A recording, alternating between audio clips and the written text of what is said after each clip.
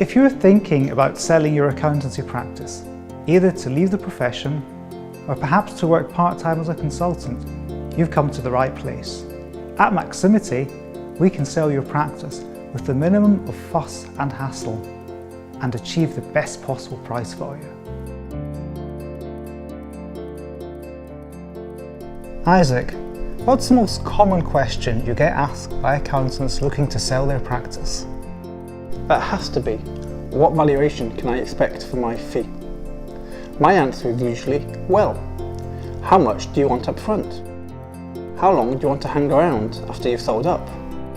What's your average fee? And what's the net profit of your GRF? The response I normally get is, please help. Do you remember that distress call we had from the widow in Newcastle late on a Friday afternoon? Yes, she was devastated by the sudden death of her husband, and we held her hand throughout, achieving a sale within a couple of days. She and her family were so grateful. I found it really fulfilling when we were contacted by the retired major in South London. He asked us to help his wife sell her practice because it was taking a toll on her health. It took a fair few months and a personal visit, but we gently steered her through the whole process, keeping her informed at all times. He told me afterwards that it made such a difference to her well-being. What about that large practice near Birmingham, which was a sole practitioner, and he was approached by a top 20 firm? Yes, lovely chap, and how we helped him was quite different. We consulted with him on his requirements and presented him a deal structure, keeping in mind our previous experience with top 20 firms. He then forwarded this to the purchasing firm, and I'm glad to say they accepted it with very few further amendments. So Isaac, tell me about a deal we've got on the go right now.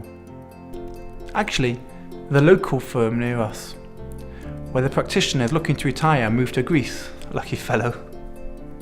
We presented him with 3 buyers within hours. What do you consider the single most important thing when selling a practice? A seller should know what their requirements are and prioritise them accordingly.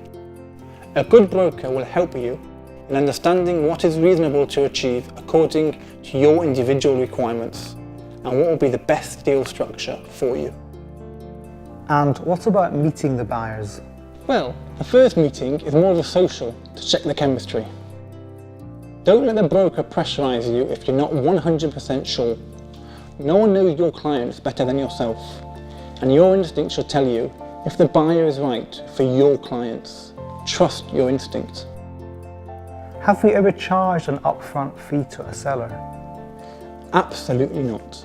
No deal, no fee. We have to prove ourselves.